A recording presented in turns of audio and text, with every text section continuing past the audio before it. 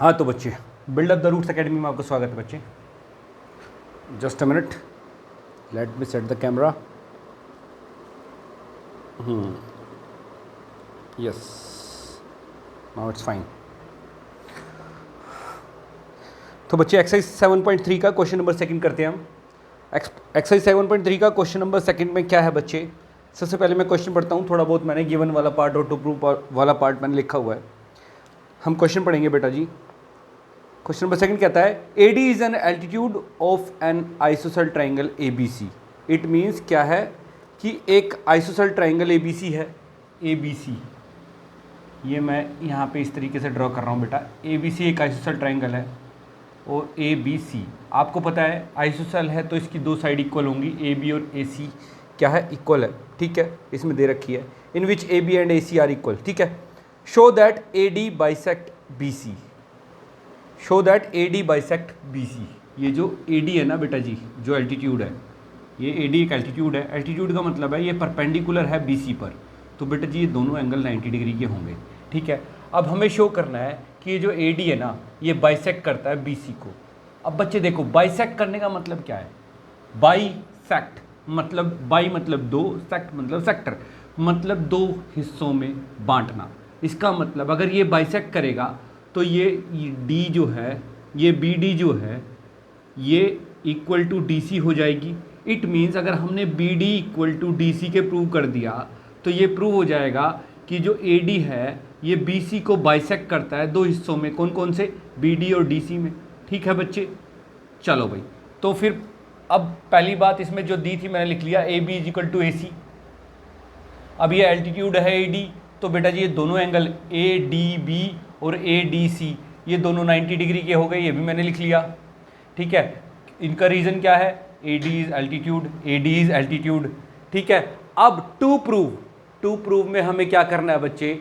To prove में हमें करना है कि AD जो है ना वो बाइसेक्ट करता है किसको? BC को। ठीक है बच्चे, तो जो है AD is bisect BC।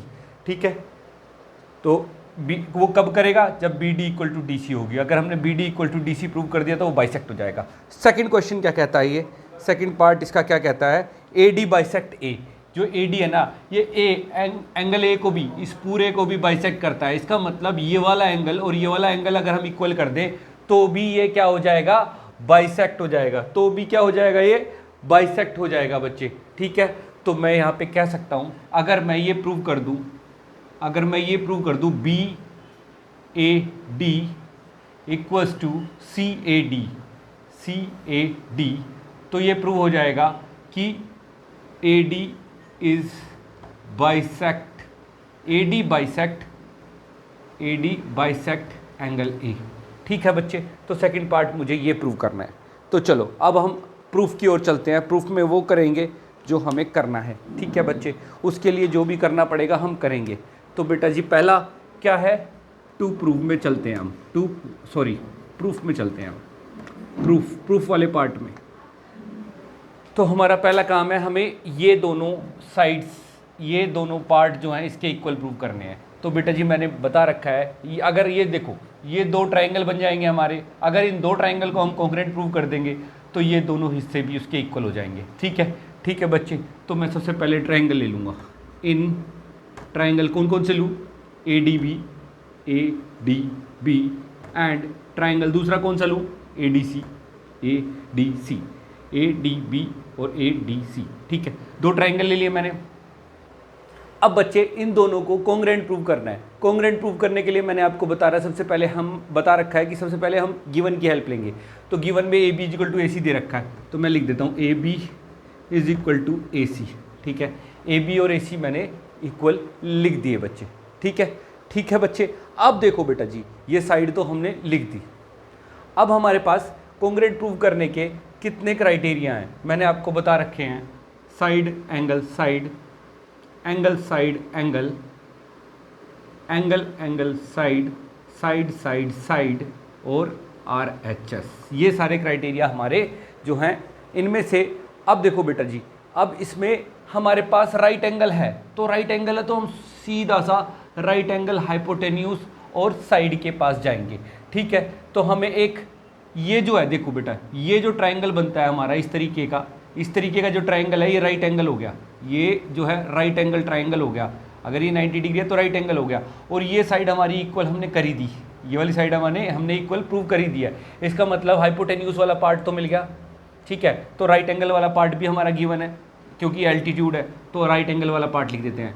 A D B, angle A D B is equal to angle A D C, इसमें लिखेंगे गिवन और इसमें लिखेंगे, इसमें भी आप गिवन भी लिख सकते हैं और ये भी लिख सकते हैं कि 90 डिग्री के हैं, ठीक है। उसका रीज़न देना चाहे तो रीज़न भी दे सकते हैं, as A D is altitude, as A D is altitude, ठीक है बच्चे।